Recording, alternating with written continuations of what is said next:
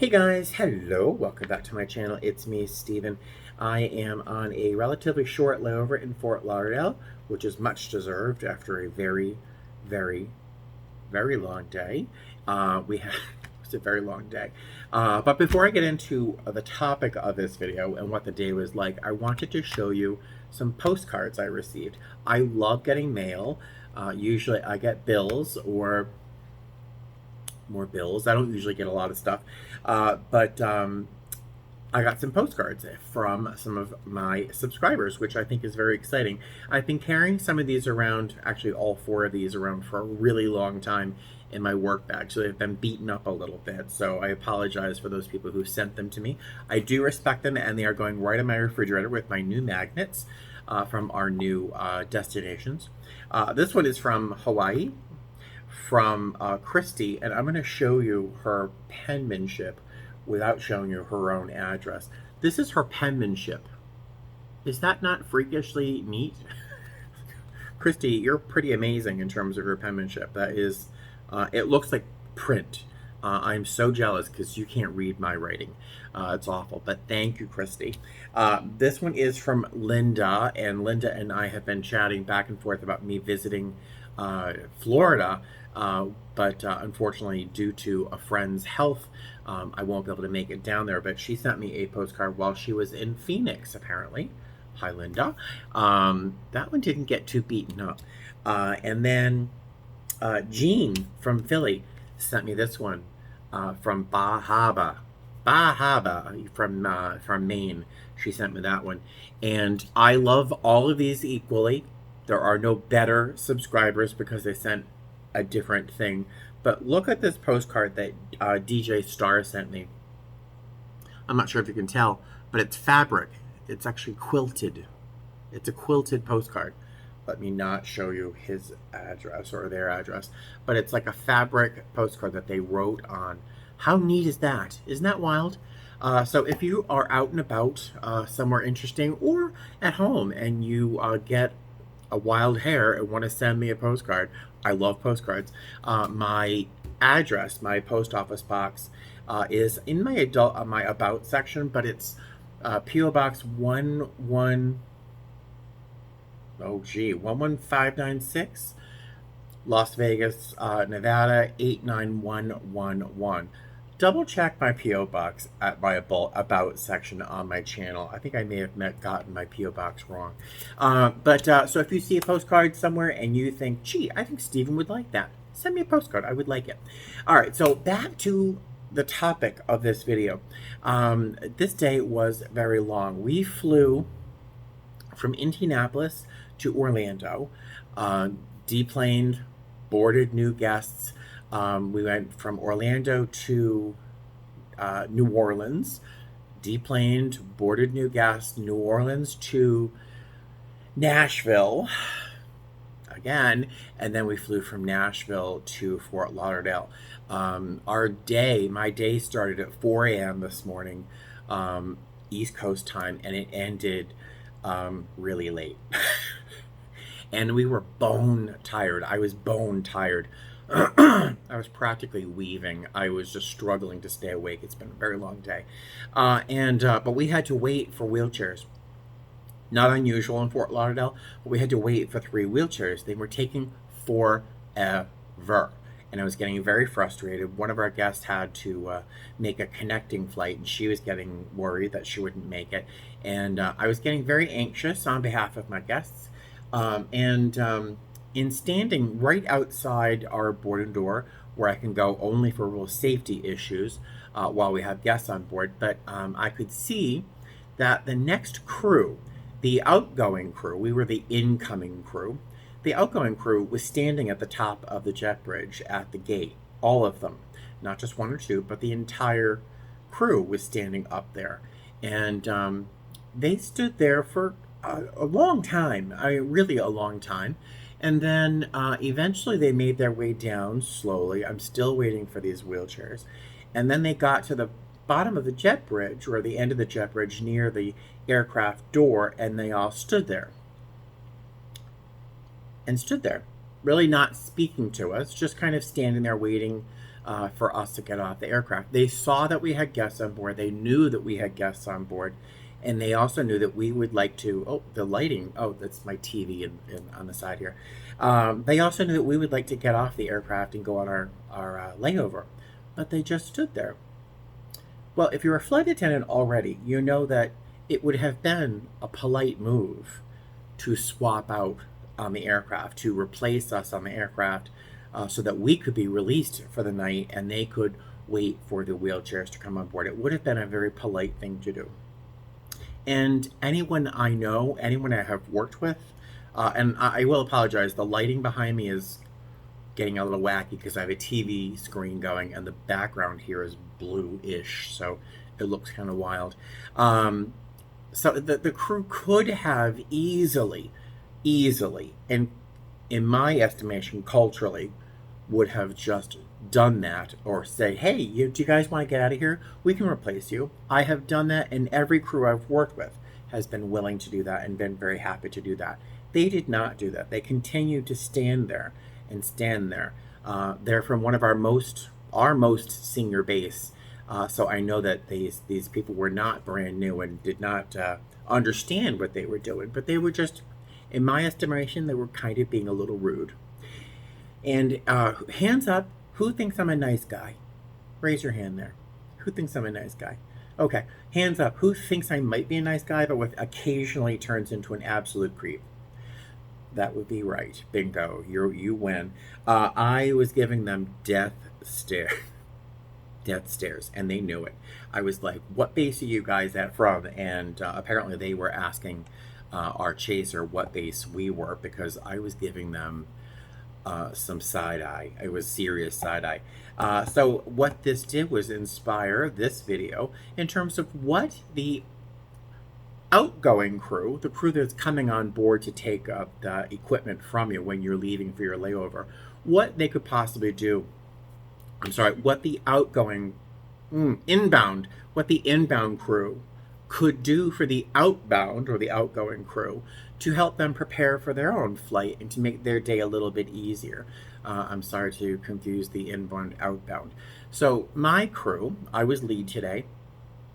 What could we do to make the day a little bit easier for the next crew that was taking that aircraft from us? So this is a short list of things that we could do to help each other out. And I think that if you're a new flight attendant, you might be so focused on doing the right thing and getting all the lights on at the right time and making sure the bags are all under the seats and blah, blah, blah.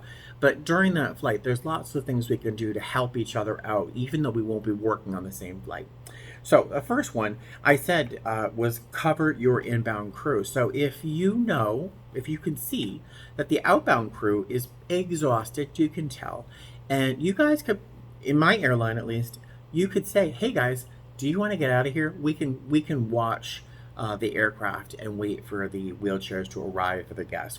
They can do that. If they don't do that within 30 minutes, we have to get these people out of the aircraft. So it is polite to do so. Not required, but it is very, very polite. Another thing, restock the carts, which is kind of your job anyway. In my company, we're told to restock the cart so that the next people who take that aircraft get stocked carts and they can actually do their snack and beverage service with ease. But the note I put next to this is restock your carts, even if they're supposed to be catered. So, catering comes on board, the company that provides us with snacks and beverages. There's a schedule where they will come on at certain airports, and they will restock the carts and they'll swap carts out. Restock those carts, even if that plane is scheduled to be catered, because sometimes they don't show up, or sometimes the catering doesn't happen, or whatever. So restock those carts, even if you think they're going to be catered when you leave, because it's polite. Now, in my airline as lead, one of the things you do customarily is double check with the flight crew and see if they need water or snacks or anything, and a trash bag. So we typically seem to hang a little white trash bag off of the first officer's armrest. and we customarily offer the first officer and the captain 2 bottles of water to refresh themselves while they're in the cockpit or the flight deck. And so, if you're leaving the aircraft and someone else is coming on board, maybe put those waters in that trash bag where they can see them easily enough. So all they have to do is tuck those into the aircraft, or as is often the case, the flight crew will leave before the plane is empty, and maybe we can throw those waters by the seats and hang that new trash bag on the armrest just to help the next crew in case they're going to have a hectic boarding procedure. It's just a little teeny act of thoughtfulness, which might not be a huge deal, but I'll tell you, if that happened to me, I'd be like, oh my God, that is so nice. Who was that crew? They were so nice. Empty out ice buckets and beer kits. Now, melted water from ice can accumulate, and I personally think having water in the ice kit, the beer kit, can keep things cold, but it can also be quite messy as you're trying to move things around. If you're trying to put a new bag of ice into that ice bucket that's just full of melted water, you can splash it around, get the sugar packets wet, get the napkins wet. It's just a mess. So customarily in my airline, it's seen as being polite to empty out the melted water from the ice bucket, from the beer kit, from our liquor kit, and also from the sort of backup ice bin. So that is something we're sort of expected to do anyway, but it's not always done. And it can really help make a flight easier if it's been done before you get there. Next, something we're supposed to do anyway, but it doesn't always happen, is notify crew of maintenance or serious cleaning issues. So maintenance or cleaning crews can be available when we land. Now, if we have someone who gets super sick, throws up all over the aisle, I want to ask the captain, probably a half hour, 40 minutes before we land. I'm going to say, hey, could you call or contact ops and let them know we're going to need some serious extra help cleaning this aircraft before the next crew takes the plane, or before it's boarded the next time. If there's a minor maintenance issue that you think might be a problem, for example, if as was today, the container that holds the life vest for one of our guests was broken or hanging oddly, so we contacted crew scheduling and let them know that was a problem, and hopefully it would be taken care of sooner than later. And I forgot to do the same thing with a broken tray table today, and it could have potentially been a delay for the next flight out, but it would have been taken care of easier and faster had I let the flight crew know earlier. And I also wrote down here, give the outgoing crew a heads up if you recognize something that is odd or not working properly on the aircraft, rather than let them find it on their own. So for example, if you know that a demo life vest package is torn or open and you didn't get it replaced at a base or something, let the outgoing crew let them know. Hey, say I didn't have a chance to let the captain know about the life vest, so just a heads up. Well, that's a pretty color behind me. So just give them a heads up as you're walking out of the aircraft. If you could not resolve the problem before you landed, let the crew know what's going on before you leave, so they're not like finding it as a surprise. If you see, this is always a problem, I don't know why, but if you see knots in the demo life vest strap, undo the knots. If you see that someone has cut a little notch in the life vest to make it easier to put on, let the next crew know, because that has to be replaced. If there's a knot in the oxygen mask or something, or if the mask is separated from the bag, let the crew know before you leave so that they can have that replaced, because that's important stuff. And I think the last one I wrote is one of the simplest, and it's kind of the sweetest, is once in a while people bring treats for flight attendants. Now, if you really want to get the best possible service out of a flight attendant, you're going to bribe them. Come on board with a bag of candy or a bag of something that's sealed, nothing that's homemade or from a bakery or something, because all manner of things could have been done or tampered with. So bringing, if someone brings chocolate or candies or something on board and you distribute them to the people who want them on board, the crew members, if there's anything left over, leave it up in front or in the back in one of the galleys, maybe with a little note saying, here's some treats for you. And I'll tell you, that sounds silly and really menial. But if you are about to have a very long day or a red eye or something like that, and you find a little stash of candy or something that was left for you purposefully, it's super sweet and it's just super nice. And that's all I wrote down. I'm sure there's lots of other reasons or lots of other things you could do to help your next crew have a better flight. If you are a flight attendant, if you're a flight attendant, I can't even talk. I'm so tired. If you're a flight attendant, there we are, and you have your own favorite ways of taking care of the crew who's taking the plane after you, jot a comment down below. I would love to know and add that to my repertoire of ways I could potentially be nice. I was not nice to this crew. I will tell you. They asked our chaser, like, what base are they from? Because there was steam coming out of my ears. I was so frustrated. But enough of that. So you guys have a good night. This is a shorter video than I was expecting it to be. Have a great night.